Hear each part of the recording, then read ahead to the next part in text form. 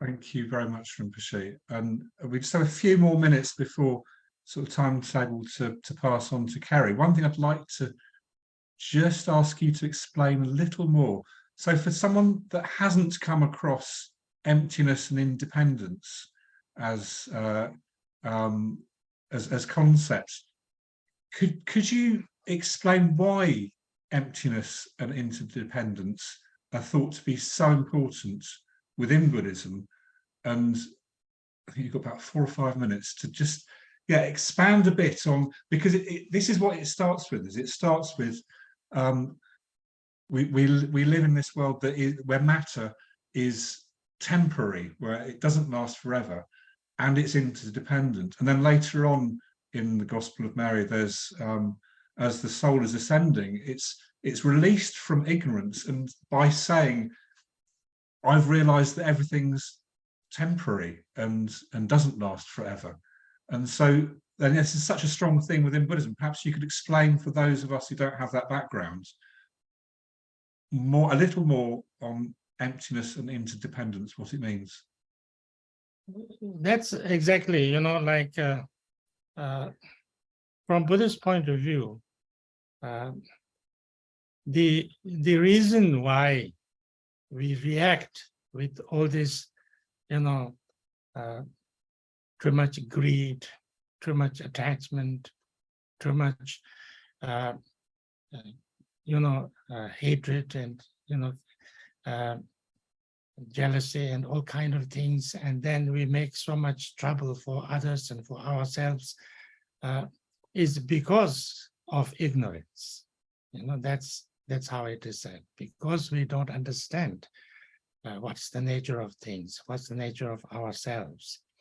So therefore, we think that, all these things are kind of independently existing. They are truly exist. They are always there. So therefore, what I seem to see as something nice, I must fight for it. I must run after it. I must get it. I must hold on to it. And something that I feel is not so nice to me, I must get rid of it. I must kind of run away from it, things like that. And that can only be, that state of being, state of mind, state of experiencing, it can only be changed or transcended or transformed if we know what is the true reality of how the things really exist. So then, if we want to understand how things really exist, then we have to see, is this permanent or impermanent? Is this always there or always not there? And how these things, what is, how does all these things exist? So therefore, all this impermanence, interdependence, dependently existing, relatively existing, and then slowly kind of emptiness and all those things come into understanding,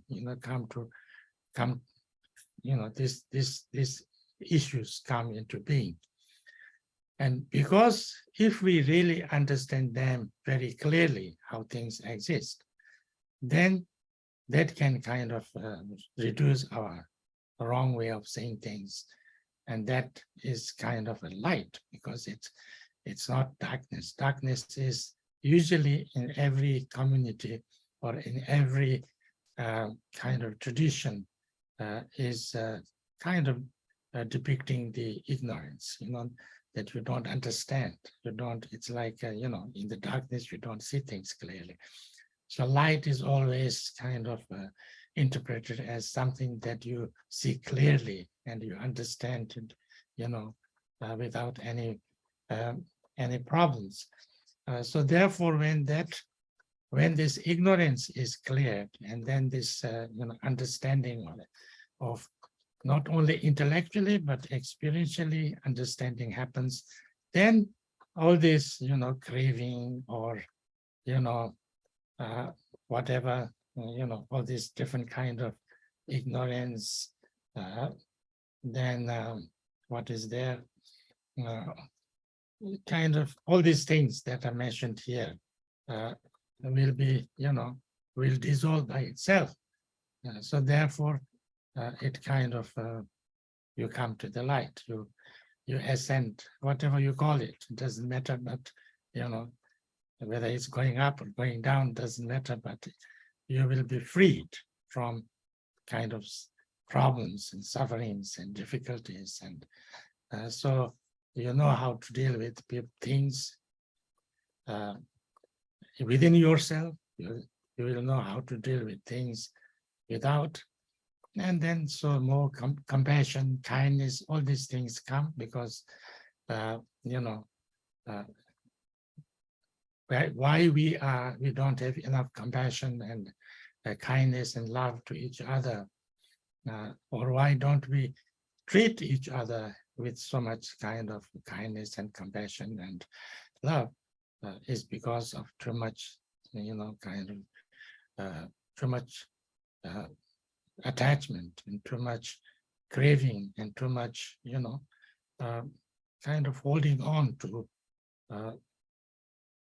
the way we wrongly understand, the way we wrongly see.